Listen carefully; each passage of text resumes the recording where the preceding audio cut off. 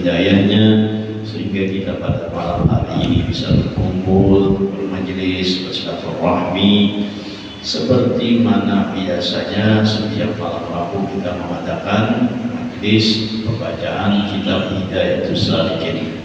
Nah, untuk kali ini pertama setelah libur dari bulan Ramadan, kita tidak membaca kitab tersebut, tapi kita mengambil keberkahan dengan membaca manaqib Datuk Kalangkaya Syekh Muhammad Arsyad bin Abdullah Al-Banjari.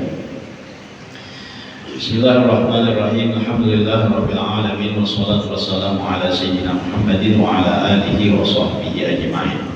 Syekh Muhammad Arsyad adalah seorang anak dari pasangan suami istri yang ayahnya bernama Abdullah dan ibunya bernama Aminah. Di abah dan mama ini persis sama dengan mama dan abah Nabi kita Muhammad sallallahu alaihi wasallam. Tidak tuh kalau ayat ini abah sidin bernama Abdullah dan mama sidin bernama Aminah. Beliau dilahirkan pada malam Kamis 15 Safar 1122 Hijriah atau 19 Maret 1710 Masehi pada pukul 3 subuh di kampung Lokgabang. Syekh Muhammad Arsyad ketika kecilnya bernama Ja'far, adalah anak tertua dari 5 bersaudara. Adapun anak Abdullah dengan Siti Aminah adalah satu Haji Muhammad Arsyad. Nah, ini yang mana beliau menjadi anak yang paling tua. 2 Haji Zainal Abidin, 3 Abidin, 4 Tiang Penangah, 5 Nurmil. Ayah beliau yang bernama Abdullah bin Abu Bakar Al-Hindi bukan asli orang Banjar, tapi beliau datang dari India dan menetap tinggal di Lokgabang sampai akhir hayat. Dan juga ayah beliau ini mempunyai keahlian dalam seni ukir kayu, dan beliau termasuk orang yang dikasihi Sultan pada masa itu. Dalam usia balita, Syekh Muhammad Arsyad bin Abdullah Al-Banjari ini sudah terlihat keistimewaan dan kecerdasannya, sehingga Sultan pada waktu itu sangat perhatian terhadap beliau dan ingin membawa ke istana untuk tinggal bersama Sultan dan belajar kepada guru-guru agama di istana. Dalam usia lebih kurang 7 tahun, Syekh Muhammad Arsyad bin Abdullah Al-Banjari dibawa ke istana Sultan dan berpisah dengan kedua orang tuanya semata-mata karena belajar. Begitu tinggi himmah beliau untuk belajar ilmu agama sehingga rela melepaskan kesenangan bersama kedua orang tuanya. Hal itu tentu tidak terlepas dari doa kedua orang tuanya yang sejak beliau di kandungan di dalam rahim ibu beliau, kedua orang tuanya selalu mendoakan beliau agar menjadi anak yang alim lagi zuhud. Selama beberapa tahun menuntut ilmu di istana, beliau belum juga merasa puas akan ilmu yang dituntut beliau, sehingga beliau masih ingin menuntut ilmu ke Makkah dan Madinah. Maka beliau minta izin kepada Sultan agar beliau bisa menuntut ilmu lebih banyak lagi. Maka dengan izin Sultan dan keikhlasan istri yang sedang hamil, rela melepaskan beliau pergi ke tanah suci Makkah untuk mengaji kepada ulama-ulama di Makkah dan di Madinah. Lebih kurang 30 tahun di Makkah dan 25 kali mengerjakan ibadah haji serta 35 fan pelajaran ilmu yang beliau kuasai dan berbagai ijazah dan sanad ilmu yang diterima langsung dari guru-guru beliau. Banyak guru-guru dan ulama-ulama besar pada saat itu menjadi guru beliau. Di antaranya adalah guru beliau yang bernama Syekh Athaillah bin Ahmad Makkah, Syekh Muhammad bin Sulaiman Al-Qurdi Madinah, pengarang kitab Hawail Madiniyah. Yang ketiga Syekh Muhammad bin Abdul Karim As-Samman Al-Madani dalam ilmu tasawuf, yang akhirnya beliau mendapatkan ijazah dengan kedudukan sebagai khalifah. 4. Syekh Ahmad bin Abdul Mun'im Ad-Damanhuri. 5. Syekh Sayyid Abdul Fayyad Muhammad Murtada Az-Zabidi. 6. Syekh Hasan bin Ahmad Akis Al-Yamani. 7. Syekh Salim bin Abdullah Al-Basri. 8. Syekh Siddiq bin Umar Khan. 9. Syekh Abdullah bin Hijazi bin Asy-Syarqawi. 10. Syekh Abdul Rahman bin Abdul Aziz Al-Maghribi. 11. Sayyid Abdul Rahman bin Sulaiman Al-Ahdal. 12. Syekh Abdul Rahman bin Abdul Mubin Al-Fatani. 13. Syekh Abdul Ghani bin Muhammad Hilal. 14. Syekh Abid As-Sindi. 15. Syekh Abdul Wahab At-Tantawi. 16. Syekh Maulana Sayyid Abdullah Mirwani. 17. Syekh Muhammad bin Ahmad Al-Jawahir. 18. Syekh Muhammad Zain bin Baqih Jalaluddin Aceh. Sedangkan guru khusus di bidang tasawuf adalah Sayyid Muhammad bin Abdul Karim As-Samman Al-Madani, yaitu Syekh Samman, dan jadilah Syekh Muhammad Arsyad bin Abdullah Al-Banjari menjadi khalifahnya Syekh Samman Al-Madani untuk wilayah Banjar khususnya di Kalimantan bahkan se-Indonesia. Di antara sahabat-sahabat beliau antara lain adalah 1.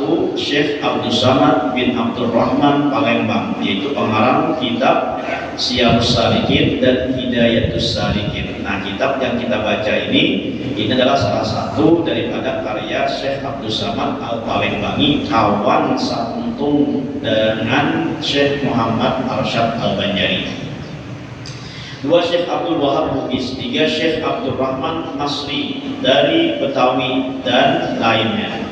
Nah, jadi ini sehingga mereka berempat ini dijuluki 4 serangkai dari tanah Jawi, itu dari Indonesia. Kenapa disebut dengan Jawi? Nah, karena saat itu Indonesia masih belum ada, belum merdeka, sehingga Indonesia itu terkenal dengan kata Jawi. Menikahkan anak dengan salah satu sahabat. Pada suatu tahun di musim haji, keempat sahabat sepakat untuk melaksanakan ibadah haji. Secara kebetulan tanpa disangka-sangka, Syekh Muhammad Arsyad bertemu dengan adik kandung beliau, yaitu Zainal Abidin, yang sedang menunaikan ibadah haji. Sang adik membawa kabar berita bahwa anak beliau, yaitu Fatimah, sudah beranjak dewasa, dan sang anak menitipkan cincin kepada beliau. Melihat hal demikian, 3 sahabat Syekh Muhammad Arsyad masing-masing mengajukan lamaran untuk memperistri anak beliau. Setelah berpikir lama, Syekh Muhammad Arsyad memutuskan untuk mengundi lamaran yang akan diterima. Hasil pengundian ternyata lamaran Syekh Abdul Wahab Bugis yang diterima. Untuk itu diadakan ijab kabul pernikahan antara Syekh Abdul Wahab Bugis dengan Fatimah bin Syekh Muhammad Arsyad Al-Banjari, yang dinikahkan langsung oleh Syekh Muhammad Arsyad Al-Banjari sambil disaksikan 2 sahabat lainnya. Jadi menuntut ilmu waktu dini hamil sampai umur dewasa, anaknya kada semua melihat anaknya, jalan imbahku pulang kawan nama untuk ini merasa awan ada besi anak beginian. Nah, lalu papadanya hendak mengawini. Lalu oleh Syekh Muhammad Arsyad Al-Banjari, amun diterima saiko nang lain kada, walau kita kecewa. Akhirnya kayak apa saya kira, nang lain kada kecewa, nasib-nasibat ya diundi oleh beliau. Nah, setelah diundi, ternyata yang keluar itu adalah Syekh Abdul Wahab Bugis. Nang lainnya itu nang dijadikan saksi. Nah, jadi boleh aja orang Tuhan itu mengawinkan anak bibinian nang masih bujang, walaupun tanpa persetujuan daripada anak perempuan nang bujang tersebut. Itu narannya wali mujbir, wali yang bisa mengarasi, yang tanpa izin daripada anak itu pun si wali ini sah mengawinkan dengan laki-laki tanpa seizin si anak tersebut. Nah, beda halnya kalau si perempuan atau si anak tersebut sudah menjadi janda. Apabila sudah janda, nah maka si abah ini salah satu syaratnya harus minta izin dahulu lawan anak janda ini untuk menikahkan. Bila izin dari si anak perempuan ini diberikan, maka boleh si abahnya ini mengawinkan, menikahkan. Tapi bila ada dapat izin dari si anak perempuan janda ini, maka ada sah si abah tadi mengawinkan lawan lalakian. Nang kada tanpa seizin dari anak perempuan tersebut. Nah, jadi kisahnya menikah di Makkah. Pulang dan membetulkan arah kiblat masjid, maka bertolaklah keempat putra Nusantara ini menuju kampung halaman, memasuki wilayah Nusantara. Nah, jadi namanya sebelum ada Indonesia itu adalah Nusantara. Mula-mula mereka singgah di Sumatera, yaitu di Palembang, kampung halaman Syekh Abdul Samad Al-Palembani. Kemudian perjalanan dilanjutkan menuju Betawi, yaitu kampung halaman Syekh Abdul Rahman Bisri. Selama di Betawi, Syekh Muhammad Arsyad Al-Banjari diminta menetap sebentar untuk mengajarkan ilmu agama dengan masyarakat Betawi. Salah satu peristiwa penting selama di Betawi adalah ketika Syekh Muhammad Arsyad Al-Banjari membetulkan arah kiblat masjid Jembatan 5, Masjid Luar Batang, dan Masjid Wakojan. Untuk mengenang peristiwa tersebut, masyarakat sekitar Masjid Jembatan 5 menuliskan di atas batu dalam aksara Arab Melayu tulisan Jawi yang bertuliskan bahwa kiblat masjid ini telah diputar ke kanan sekitar 25 derajat oleh Muhammad Arsyad Al-Banjari pada tanggal 4 Safar 1186 Hijriah.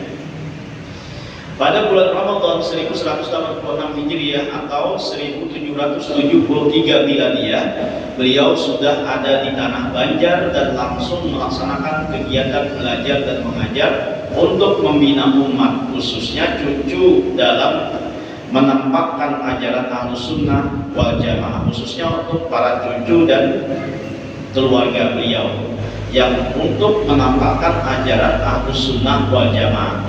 Beliau buka perkampungan untuk pelaksanaan dan beliau pusatkan pendidikan agama di kampung yang beliau bangun, yaitu kampung dalam pagar. Beliau kaum muslimin yang datang dari beliau didik anak cucu beliau, kerabat dan kaum muslimin yang datang dari berbagai penjuru yang selanjutnya diharapkan untuk dapat mengembangkan berbagai daerah. Setelah lama kegiatan belajar mengajar tersebut, maka beliau kirim anak didik beliau seperti anak cucu beliau, murid serta kerabat yang sudah alim-alim dalam didikan beliau. Beliau kirim ke berbagai daerah seperti satu Al-Alim Al-Allamah Qadhi Haji Jamaluddin bin Syekh Muhammad Arsyad Al-Banjari.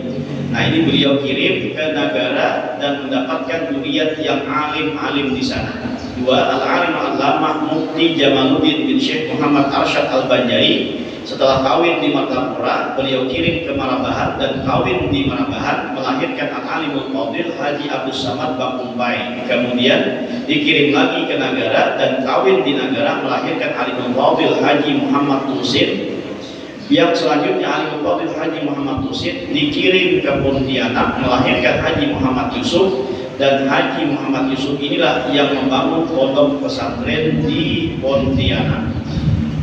Tiga, Alimul Fadil Mufti Haji Ahmad bin Haji Abdul Latif atau ipar dari Syekh Muhammad Arsyad, yaitu adik dari Tuan Buat istri Syekh Muhammad Arsyad Al-Banjari, dikirim ke Brunei Darussalam. Beliau terkenal dengan sebutan Datu Ahmad Mufti Banjar, wafat di sana dan dimakamkan dekat kampung air berseberangan dengan istana Nurul Iman Brunei Darussalam. Yang keempat, Al-Alimul Fadil Haji Abu Talha bin Mufti Muhammad As'ad bin Syarif bin Syarifah binti Syekh Muhammad Arsyad Al-Banjari. Beliau dikirim ke Tenggarong, Kalimantan Timur.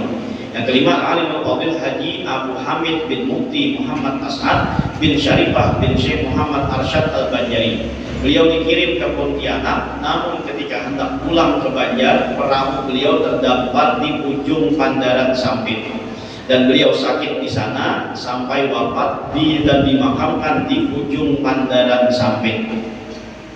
Nah, ini di Sampit itu asalnya di tengah lautan, lalu dipindahkan makam beliau ke daratan dalam beberapa tahun yang telah lewat. Jadi dipindah ke daratan, tapi sebagian orang yang berziarah di situ tetap berziarah ke makam awal beliau, walaupun juga ziarah di makam daratan tersebut. Karena bila kita hendak ke lautannya sana itu, di tengah-tengahnya itu, nah disitu memarkir mobilnya yang ada jauh daripada makam yang ada di daratan tersebut. Alhamdulillah tahun dahulu itu ziarah ke Pangandaran. Nah, tahun ini Anyar ini ke Pagatan Syekh Muhammad Arsyad Datul Lama. Hanya malam tadi datang sekitar jam 2-an. Ya awak masalah apa lagi dah ya buyang di mobil dah. Yang keenam, al-alim al-fadil Haji Sa'duddin bin Mufti Muhammad As'ad bin Syarifah binti Muhammad Arsyad Al-Banjari. Beliau dikirim ke Taniran Kandangan.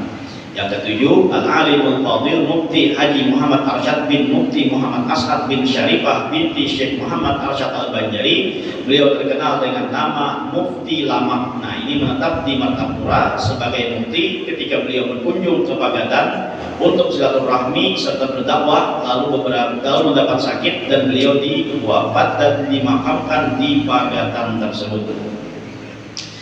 Al-alimul fadil Haji Ahmad bin Mufti Muhammad As'ad bin Syarifah binti Syekh Muhammad Arsyad Al-Banjari. Beliau dikirim ke Balimau, Kandangan. Maka terkenal beliau dengan sebutan Datuk Ahmad Balimau.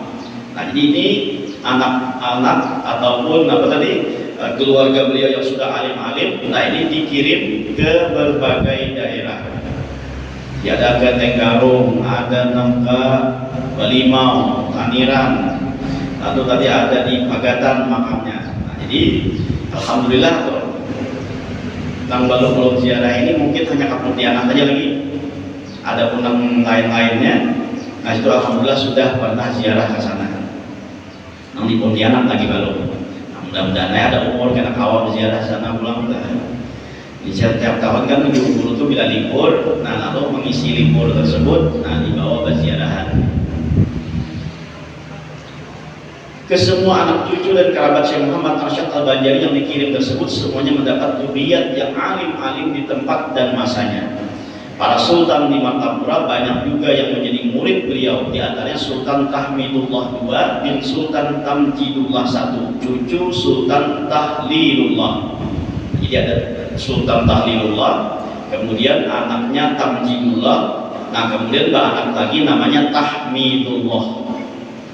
Sultan Adam Wasid Billah banyak memetik ilmu dari anak cucu Syekh Muhammad Arsyad Al-Banjari seperti Al-Alim Al-Fadil Qadi Haji Abu Naim, Al-Alim Al-Fadil Khalifah Syihabuddin, Al-Alim Al-Fadil Mufti Jamaluddin Sungai Jingah Banjarmasin, Al-Alim Al-Fadil Pangeran Ahmad Mufti, Al-Alim Al-Fadil Qadi Haji Muhammad bin Asiyah, dan juga Al-Alim Al-Fadil Arsyad Lama Pagatan, dan lain-lain. Sebagian karamah daripada Syekh Muhammad Arsyad Al-Banjari.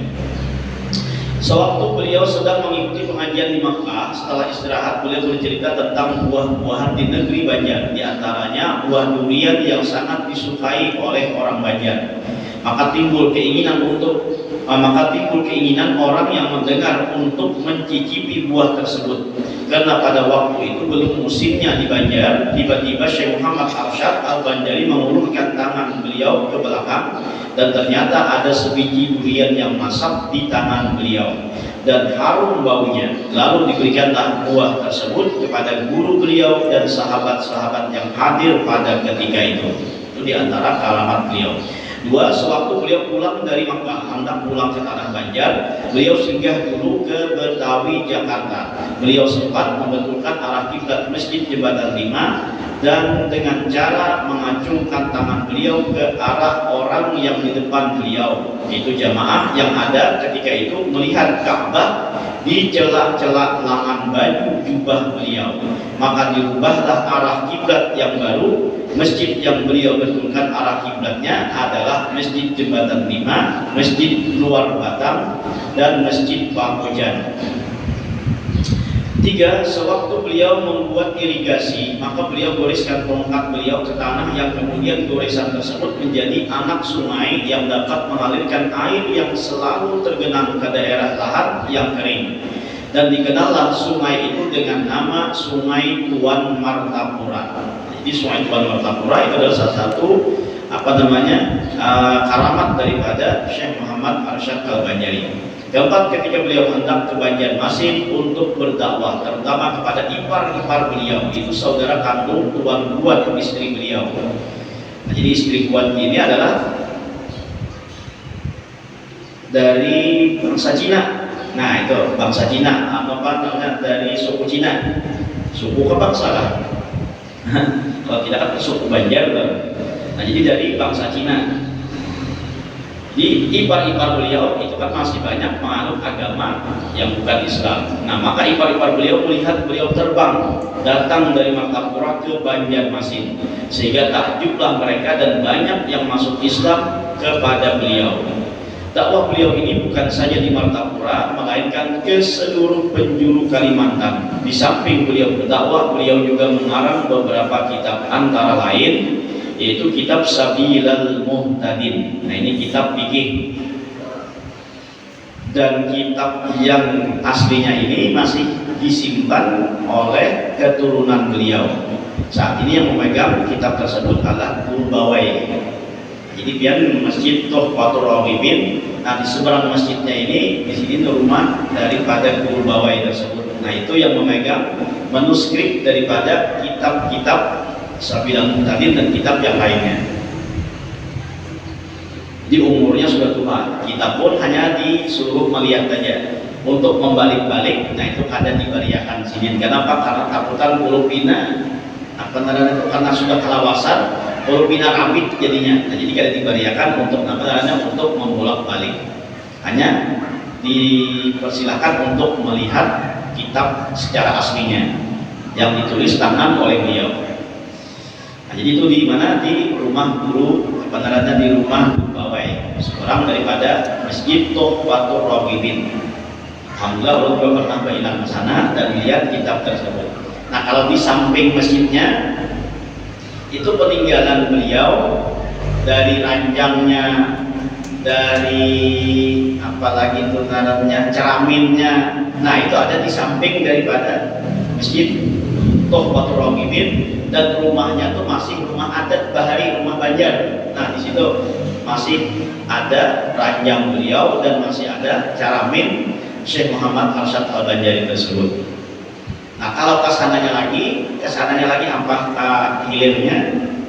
Itu ada juga baju koko beliau, baju koko Syekh Muhammad Arsyad Al-Banjari. Nah, jadi peninggalan-peninggalan ini masing-masing dipegang oleh keturunan beliau. Itu baju sidin. Nah, kalau tongkat, apalagi itu jubah, kupiah, nah itu ada di museum yang samping makam sidin. Nah, di situ samping itu ada museum, tapi kayak model toko aja. Nah, di situ ada kupiah sidin, masih ada apalagi ada jubah sidin, ada tongkat panjang, tongkat handap aja. Nah, itu ada di samping daripada makam sidin kita.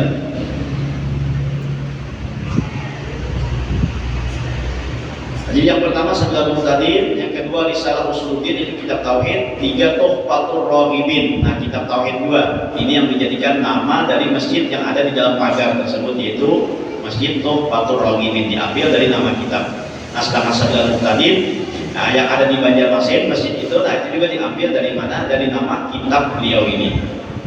Yang keempat Kanzul Ma'rifah, yaitu tasawuf. Yang kelima Lughatul Ajlan, kitab fikih khusus masalah perempuan. Yang keenam Faraid, yaitu kitab pembagian waris. Yang ketujuh Al-Qaulul Mukhtasar, yaitu kitab berisi tentang Imam Mahdi. Kedelapan kitab ilmu falak, yaitu astronomi. Yang kesembilan Fatwa Sulaiman Qurdi, yaitu berisi fatwa-fatwa guru beliau yang bernama Sulaiman Al-Qurdi. Yang ke-10 Kitabun Nikah, tata cara perkawinan dalam syariat Islam. Nah, itu diantara karya tulis beliau. Di antara beberapa kitab tersebut, kitab yang paling terkenal adalah kitab Sabilal Muhtadin, yang sampai sekarang masih dikaji orang banyak, bukan cuma di Indonesia saja, bahkan sampai ke Malaysia, Singapura, Thailand, Filipina, Mesir, dan Turki. Kitab Sabilal Muhtadin ini yang berisikan ilmu fikih bermadhab Imam Syafi'i. Beliau wafat pada malam Selasa, tanggal 6 Syawal 1227 Hijriah atau bertepatan dengan 3 Oktober 1812 Masehi dalam usia 105 tahun. Nah, jadi usia beliau saat itu yaitu 105 tahun. Nah, sampai saat ini wafat beliau sudah 220 tahun. Ya. Jadi jarang orang ke umur sampai 100 tahun ini kan. Nah, banyak diziarahi. Nah, saat ini masih hidup berumur 110 tahun. Nah, itu adalah Syarifah Anisah Al-Haddad yang ada di Pontianak. Nah, itu beliau sudah berumur 110 tahun. Nah, mudah-mudahan aja banyak umur awal berziarah laut sidin. Insyaallah langsung ke mana tadi itu makam keturunan daripada Syekh Muhammad Arsyad Al-Banjari, insyaallah kayaknya. Dimakamkan di Kubah Kalampayang. Beliau mempunyai 11 orang istri dan mempunyai 30 orang anak, dan sampai sekarang zuriat beliau sudah tersebar di mana-mana, khususnya di Kalimantan Selatan.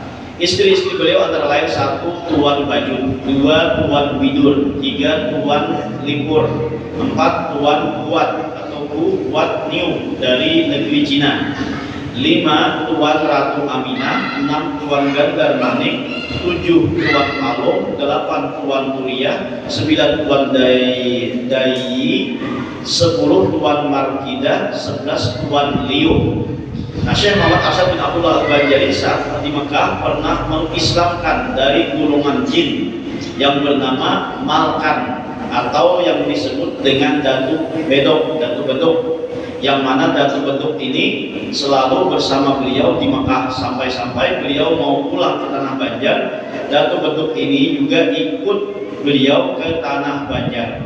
Setelah sampai di Tanah Banjar, beliau mengawinkan Datu Bedok ini kepada salah seorang perempuan yang bernama Aisyah dari golongan manusia. Hasil perkawinan Datu Bedok ini mendapatkan 2 anak laki-laki, yaitu Abdul Qahar dan Abdul Qahir. Kedua anak Datu Bedok ini menjadi pelindung musalla Ar-Raudhah Sekumpul Martapura. Beberapa di antara zuriat Syekh Muhammad Arsyad bin Abdullah Al-Banjari yang terkenal antara lain: 1 Datu Ali Junaid Berau, 2 Landak atau Syekh Muhammad Afif Al-Banjari, 3 Datu Sapat yaitu Syekh Abdul Rahman Siddiq Tambilahan Riau, Syekh Muhammad Kashful Anwar bin Haji Ismail pendiri Pondok Pesantren Darussalam Martapura, 5 Kiai Zainal Ilmi bin Abdul Samad dalam Pagar, 6 Kiai Haji Muhammad Syahrani Arif, 7 Syekh Muhammad Syarwani bin Haji Abdan yaitu Guru Bangil, 8 Kiai Muhammad Zaini bin Abdul Ghani Al-Banjari, dan yang lain-lain. Manaqib ini dikarang oleh Al-Alimul Fadil Al-Alimul Allama Al-Arif Billah Syekh Muhammad Zaini bin Abdul Ghani, dan sebagian tambahan dari Guru Khudari yaitu Kiai Haji Muhammad Khudari Al-Banjari. Nah, mudah-mudahan dengan berkat kita membaca manaqib beliau ini, segala urusan kita dilancarkan oleh Allah Subhanahu wa taala. Mudah-mudahan dipanjangkan umur, disehatkan badan, dilapangkan dari segala urusan, dikabulkan dari segala hajat dan permohonan. Semoga kita dimatikan dalam keadaan iman wal Islam, masuk surga bersama Rasulullah sallallahu alaihi wasallam. Amin ya rabbal alamin. Bisirrin nabi wa alin nabi bisirril Fatihah.